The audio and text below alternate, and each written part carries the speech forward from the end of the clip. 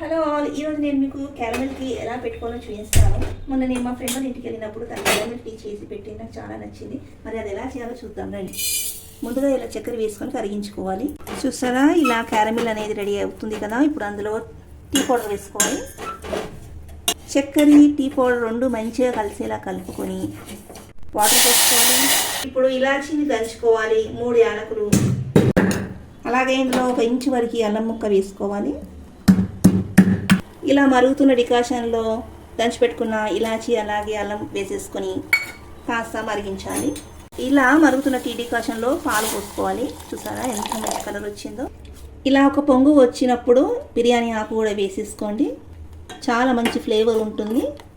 అంతే అండి, caramel tea ready అయిపోయింది. కప్లో పోసుకుందాము.